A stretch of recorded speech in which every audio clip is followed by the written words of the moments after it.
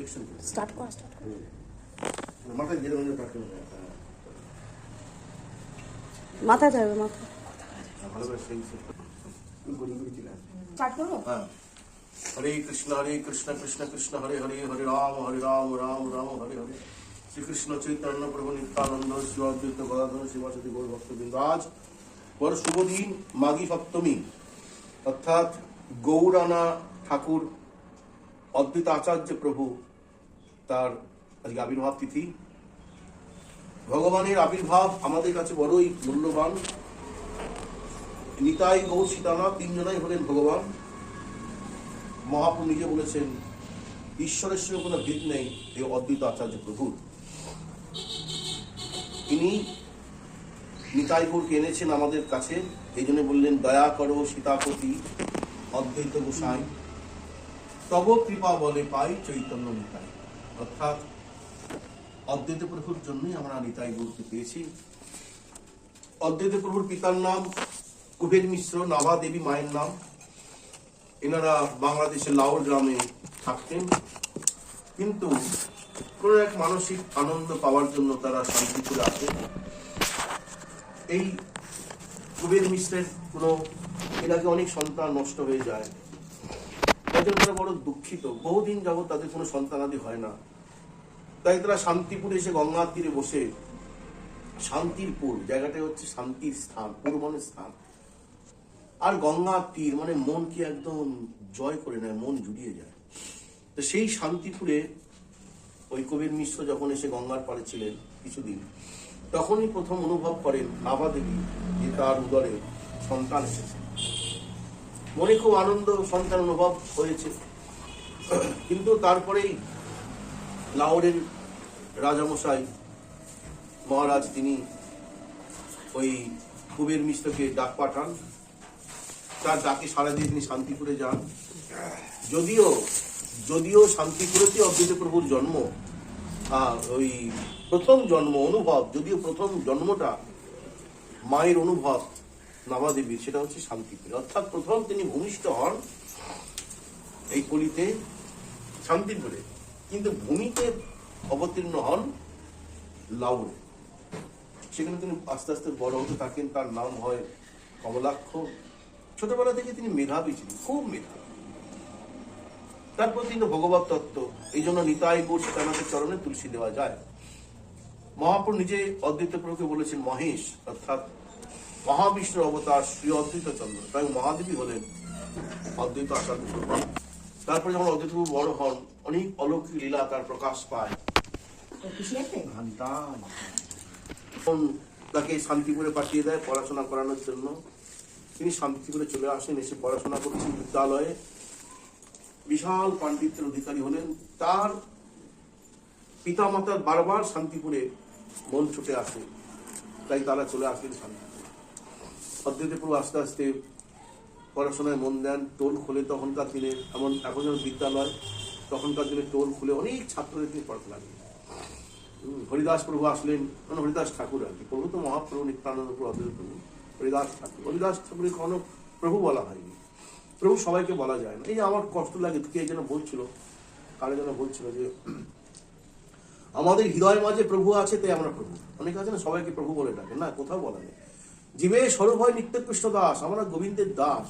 যেমন নরোত্তম দাস ঠাকুর, কিন্তু দাস, লোচন দাস, এগুলো সবাই দাস।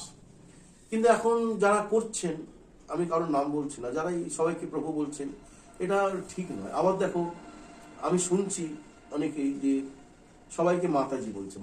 মাতাজি মানে মা, নিজের বউকে কখনো মা বলা যায়? কি মানে উৎকট রস।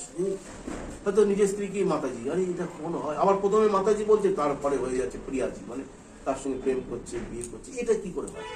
লোচন দাস ভুলবশত তার স্ত্রীকে মা বলে ফেলেছিলেন, তাই সারা জীবন মায়ের চোখে রেখে গেছে। আজকে তাকে মাতাজি বলে সম্বোধন করছি, মেলামেশা করার পর এটা এক শ্রেণীর মধ্যে দেখা যাচ্ছে। আমার নাম বলতে চাইছি না, কাউকে ছোট বলতে চাইছি না, সবাই ভগবান বলি, তাই তো? বল, সবার হৃদয়ে ভগবান আছে, তাহলে আমি সবাইকে ভগবান বলবো? এতে যুক্তি হলো? বলো, কি যুক্তি? যে আমাদের হৃদয়ের মাঝে প্রভু, তাই সবাইকে প্রভু বলছি। এটা যদি যুক্তি হয়, তাহলে আমাদের হৃদয়ের মাঝে ভগবান আছে, সবাইকে ভগবান বলি। তাহলে যুক্তিটা তোমাকে ঠিক বলতে হবে। আমাদের প্রভু একমাত্র নিতাই অদ্বৈত, আর মহাপ্রভু হচ্ছেন শ্রী চৈতন্য দেব। আর যারা প্রভু বংশীয় তাদেরকে ওই সম্মানের জন্য প্রভু বলা হয়। নচেত দরকার কি, আমরা প্রভু সাজতে আসিনি, আমরা ভগবানের দাস সাজতে এসেছি। অল্প ভাগ্যে দাস নাহি করে ভগবান। এই জন্য কৃষ্ণদাস অভিমানে যে আনন্দ সিন্ধু, কোটি ব্রহ্মানন্দ নহে তার এক বিন্দু। মানে আমি গোবিন্দের দাস, এতে যত আনন্দ হয় আর অন্য কিছুতে নয়। ওই জন্য অল্প ভাগ্যে দাস নাহি করে ভগবান। অল্প ভাগ্যে দাস হওয়া যায় না, তা বলে কি প্রভু হব? ও অল্প ভাগ্যে দাস হওয়া যায় না, তাহলে প্রভু বসে থাকি? না না, প্রভু ভগবান। অল্প ভাগ্যে দাস হওয়া যায় না মানে আমি প্রভু এটা না, আমি ভজন সাধন করব যাতে আমি দাস হতে পারি। ভাগ্যটা যেন অনেক বেশি হয়। অনেকও ভাগ্যের ফলে সাধুগুরু বৈষ্ণবের দর্শন মেলে, তাহলে ভাগ্যটাকে ভালো করতে হবে নয়। আর যদি ভগবান হন তিনি এইসব নিয়মের ঊর্ধ্বে। তো গিয়ে বলো, মহাপ্রভু শুনে শ্রীবাস আঙ্গিনায় বলছেন, ডেকে নিয়ে আসো ওই নারাকে। ওর তপস্যায় আমি পৃথিবীতে অবতীর্ণ হয়েছি। ওই নারাই আমাকে বৈকুণ্ঠ থেকে নামিয়ে নিয়ে আসলো। ও এখন আমাকে কথা বলছে, ডাকো। অদ্বৈত প্রভু আসলেন, এসে যেই প্রণাম করেছেন, মহাপ্রভু তার চরণ অদ্বৈত প্রভুর মস্তকে তুলে দিয়েছেন। তখন অদ্বৈত প্রভু চিৎকার করে বলছেন, ওকে কলিযুগের মানুষ, তোমাদের আর ভয় নাই, আর ভয় পেও না। কলি ঘোর তিমিরে গড়াসল জগজনে, ধর্ম কর্ম গেল দূর, অসাধনে চিন্তামণি বিধি মিলয় আলো আনি গোড়া বড় দয়ার ঠাকুর। সেই করুণার ঠাকুর, দয়ার ঠাকুর আমাদের মাঝে এসে গেছেন। তখন অদ্বৈত প্রভু তার স্ত্রীকে বললেন, তার পুত্র অচ্যুতানন্দকে বললেন, তোমরা পূজা করো। অদ্বৈত প্রভু নিজে তুলসী পাতা নিয়ে, দেখো তুলসী পাতা কাকে দেয়? কৃষ্ণের চরণে। গুরুদেবের চরণে দেওয়া যায় না। তাদের কৃষ্ণ, গৌরী কৃষ্ণ, তিনি জানেন। এসেছে ব্রজের বাঁকা কালো শাখা দিল্লিয়ায়, তোদের এই নদিয়ায়। গোরা রং ফিরেছে, ঢং ফিরেছে, কালো বরণ চেনা দায়, তবু স্বভাবে পাই তার পরিচয়। এসেছে ব্রজের বাঁকা কালো শাখা দেখবি আয়, তোদের এই নদিয়ায়। তো সেই ব্রজের বাঁকা রায় অঙ্গচ্ছটায় শ্যামঙ্গ ঢাকা পড়ে রায় তনু অঙ্গীকার করে বাঁকা সোজা হয়ে গৌরাঙ্গ রূপে প্রকটিত হয়েছে। এবং ভাগবতে বলে দিয়েছেন, কৃষ্ণ বর্ণং তিসা কৃষ্ণ সঙ্গ পাঙ্গাস্ত্র পার্শ্বদাম। ঋষি করভাজন নবযোগিন্দু সংবাদে বললেন, কলিযুগে যিনি ভগবান তিনি হলেন গৌরাঙ্গ মহাপ্রভু। এই জন্য তাকে আমাদের আশ্রয় করতেই হবে। তা সেই শ্রীকৃষ্ণ চৈতন্য মহাপ্রভু তিনি অদ্বৈত আচার্য প্রভুর মস্তকে চরণ তুলে দিলেন। অদ্বৈত প্রভু তখন তুলসী পাতা চন্দন নিয়ে, এসব সচন্দন গন্ধ পুষ্পে বলে, তুলসী পত্রম বলে, সেই কি বললেন, নমো ব্রহ্মণ্য দেবায় গো ব্রাহ্মণ হিতায় জগদ্ধিতায় কৃষ্ণায় গোবিন্দায় নমঃ বলে, যেটা কৃষ্ণের মন্ত্র। সেই মন্ত্র অদ্বৈত প্রভু দুই চরণে, অদ্বৈত প্রভু মহাপ্রভু দুই চরণে দিয়ে পূজা করলেন। প্রদীপ, ধূপ, সব যা যা, ধূপ, প্রদীপ, শঙ্খ, প্রদীপ মানে পঞ্চপদী, পঞ্চপদী বলা আছে, পঞ্চপদী, তারপরে জলশঙ্খ, মুখ মুছানি, এগুলো ক্রম জেনে রাখো। তারপরে ফুল, তারপর হালকা বাতাস আর চামচ। যদি গরমকাল হয় বেশি বাতাস, শীতকাল হলে হালকা বাতাস। রাসের পর থেকে চামর পাখা বন্ধ থাকবে, শুধু ফুল। আর সরস্বতী পুজোর পরের দিন থেকে চামর শুরু হয়ে যাবে, পাখা শুরু হয়ে যাবে। পাখাটা না করলেও হবে, চামরটা যদি বেশি শীত থাকে আস্তেই করে দেখালো হবে। তারপরে গরম বাড়বে, পাখা শুরু। এইভাবে আমরা লিখলাম এই মহাপ্রভুকে তিনি আনলেন আমাদের জন্য। সাক্ষাৎ যিনি বিষ্ণু নারায়ণ কৃষ্ণ, তিনি গৌরাঙ্গ সুন্দর, কলিযুগের মানুষের দুঃখ নির্বাহন করার জন্য, দূর করার জন্য তিনি এসেছেন। অতএব আমাদেরকে নিতাই গৌর সীতানাথের চরণকে আশ্রয় করতে হবে। আর আমি বেশিক্ষণ বলবো না।